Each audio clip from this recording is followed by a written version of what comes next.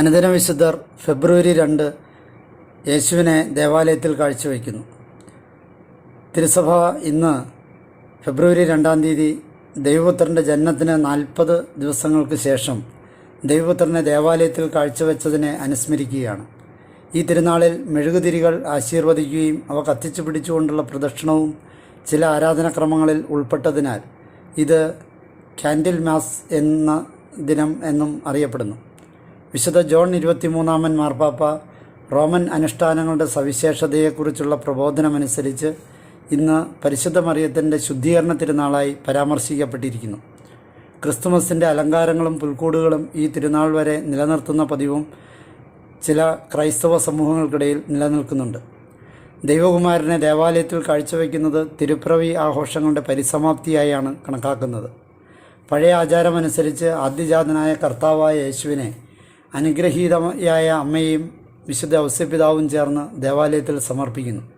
ഇത് ഒരർത്ഥത്തിൽ മറ്റൊരു വെളിപാട് തിരുനാളാണ്.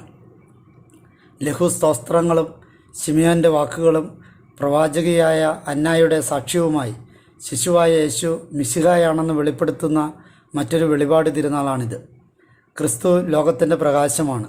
ഇതിനാലാണ് മെഴുകുതിരികളുടെ ആശീർവാദവും പ്രദക്ഷിണവും നടത്തുന്നത്.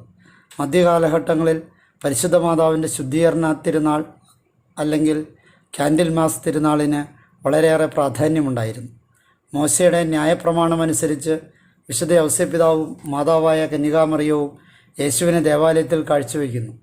ഇതാ, എനിക്ക് മുൻപേ വഴിയൊരുക്കുവാൻ ഞാൻ എൻ്റെ ദൂതനെ അയക്കുന്നു. നിങ്ങൾ തേടുന്ന കർത്താവ് ഉടൻ തന്നെ തൻ്റെ ആലയത്തിലേക്ക് വരും എന്ന മലാക്കിയുടെ പുസ്തകം 3 അധ്യായം 1 വാക്യത്തിൽ വായിക്കുന്നു. യേശുവിൻ്റെ ജനനത്തിന് 6 മാസം മുൻപ് ജനിച്ച വിശുദ്ധ സ്നാപയോഹന്നാനെയാണ് ദൈവം യേശുവിന് വഴിയൊരുക്കുവാനായി അയക്കുന്നത് എന്ന് സുവിശേഷങ്ങൾ സാക്ഷ്യപ്പെടുത്തുന്നു. ഈ സുവിശേഷ വസ്തുതകളിൽ നിന്നും മലാക്കി പ്രവാചകൻ്റെ വാക്കുകൾ നമുക്ക് ഗ്രഹിക്കാവുന്നതാണ്. യേശുവിനെ ദേവാലയത്തിൽ കാഴ്ചവെക്കുന്നത് ദൈവത്തിൻ്റെ ദേവാലയ പ്രവേശനത്തെയാണ് സൂചിപ്പിക്കുന്നത്. ദൈവം മനുഷ്യനെ തൻ്റെ ദേവാലയത്തിൽ പ്രവേശിപ്പിച്ചു. അതുവഴി യഥാർത്ഥത്തിൽ തന്നെ അന്വേഷിക്കുന്നവർക്കായി തന്നെ നൽകി. ഇന്നത്തെ സുവിശേഷം വ്യത്യസ്തരായ മനുഷ്യരെയും സംഭവങ്ങളെയും നമ്മുടെ മുൻപിൽ അവതരിപ്പിക്കുകയും അവയിലൂടെ എണ്ണമറ്റ പാഠങ്ങളും ചിന്താവിഷയങ്ങളും വിചിന്തനത്തിനായി നമുക്ക് നൽകുകയും ചെയ്യുന്നു. ഏറ്റവും ആദ്യമായി കന്യകാമറിയവും ഔസ്യപിതാവും ദരിദ്രർക്ക് വേണ്ടിയുള്ള മോശയുടെ ന്യായപ്രമാണത്തെ ബഹുമാനിച്ചുകൊണ്ട് ഒരു ജോഡി പ്രാവുകളെ നേർച്ചയായി അർപ്പിക്കുന്നു. ശിമയോനും അന്നായും തങ്ങളുടെ ജീവിതം പ്രാർത്ഥനയ്ക്കും ഉപവാസത്തിനുമായി സമർപ്പിച്ച ആദരണീയരും വൃദ്ധരുമാണ്. അവരുടെ ശക്തമായ ആത്മീയ ജീവിതം അവർക്ക് മിശിഹായെ തിരിച്ചറിയുവാൻ കഴിവുള്ളവരാക്കി തീർത്തു. ഈ അർത്ഥത്തിൽ യേശുവിനെ ദേവാലയത്തിൽ കാഴ്ചവെക്കുന്നത് പ്രാർത്ഥിക്കുന്നവരുടെ ദിനത്തിൻ്റെ ഒരു അനുബന്ധമായി കാണാവുന്നതാണ്. ഈ ദിവസം നാം ആഘോഷിക്കുന്നത് പരിശുദ്ധ അമ്മയെ ദേവാലയത്തിൽ കാഴ്ചവെക്കുന്ന തിരുനാളിലാണ്, അതായത് നവംബർ 21. തിരുസഭ ഈ ദിവസത്തിൽ വിശേഷപ്പെട്ട പ്രാർത്ഥനാ ജീവിതത്തിനായും ധ്യാനാത്മക ജീവിതത്തിലൂടെ പ്രത്യേക മതപര ദൗത്യത്തിനുമായി തങ്ങളുടെ ജീവിതം സമർപ്പിച്ചവരോടും നന്ദി പ്രകാശിപ്പിക്കുന്നു.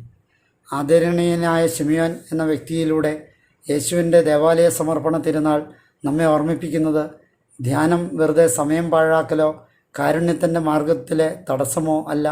പ്രാർത്ഥനയേക്കാളും കൂടുതൽ ഉപയോഗയോഗ്യമായി സമയം ചെലവഴിക്കുവാൻ സാധ്യമല്ല. കഠിനമായ ആന്തരിക ജീവിതത്തിൻ്റെ അനന്തരഫലമാണ് യഥാർത്ഥ ക്രിസ്തീയ കാരുണ്യം. ശിമയോനെയും അന്നായെപ്പോലെയും പ്രാർത്ഥിക്കുകയും അനുതപിക്കുകയും ചെയ്യുന്നവർ ആത്മാവിൽ ജീവിക്കുവാൻ കഴിവുള്ളവരാണ്. അവർക്ക് ദൈവപുത്രൻ സ്വയം വെളിപ്പെടുത്തുന്ന അവസരങ്ങളിൽ ദൈവപുത്രനെ എങ്ങനെ തിരിച്ചറിയണമെന്നറിയാം. കാരണം അഗാധമായ ആന്തരിക ദർശനം അവർക്ക് സിദ്ധിച്ചിട്ടുണ്ട്. കൂടാതെ കാരുണ്യമുള്ള ഹൃദയത്തോടുകൂടി എങ്ങനെ സ്നേഹിക്കണമെന്ന് അവർ പഠിച്ചിട്ടുണ്ട്. സുവിശേഷത്തിൻ്റെ അവസാനത്തിൽ പരിശുദ്ധ മാതാവിൻ്റെ സഹനത്തെപ്പറ്റിയുള്ള ശിമയോൻ്റെ പ്രവചനം എടുത്തുകാട്ടിയിരിക്കുന്നു. വിശുദ്ധ ജോൺ പോൾ 2 മാർപ്പാപ്പയുടെ പ്രബോധനമനുസരിച്ച് ശിമയോൻ്റെ വാക്കുകൾ പരിശുദ്ധ മറിയത്തിനുള്ള ഒരു 2ാം വിളംബരമാണ്. അവ അവളുടെ മകൻ പൂർത്തിയാക്കേണ്ട തെറ്റിദ്ധാരണയും ദുഃഖവും എന്ന് പറയാവുന്ന ചരിത്ര സാഹചര്യങ്ങളെ അവൾക്ക് വെളിപ്പെടുത്തി കൊടുക്കുന്നു.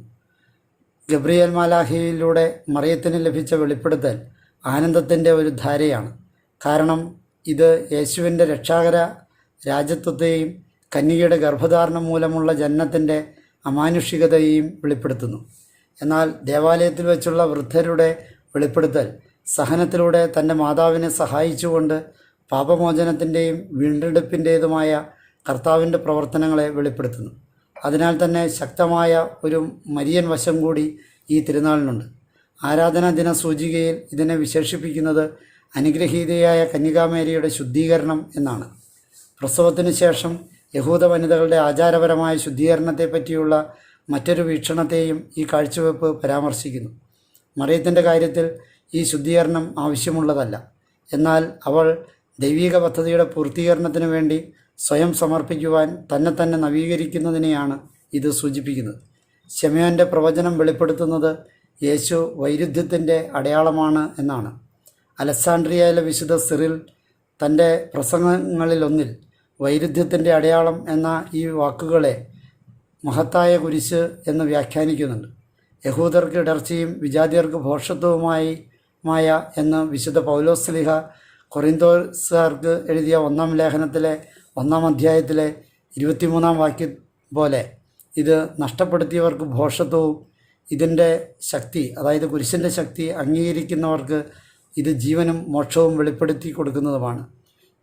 ഇത് വെച്ച് നോക്കുമ്പോൾ ഇതൊരു വൈരുദ്ധ്യത്തിൻ്റെ അടയാളമാണ്. അതുകൊണ്ട് ഇന്നും നമുക്ക് ചിന്തിക്കാം, നാം കുരിശിനെ അംഗീകരിച്ച് ജീവൻ പ്രാപിക്കുന്നവരാണോ, അതോ കുരിശിനെ തള്ളിപ്പറഞ്ഞുകൊണ്ട് ഈ ലോകമോഹങ്ങൾക്ക് പിന്നാലെ ഓടുന്ന വെറും ഭോഷന്മാരാണോ?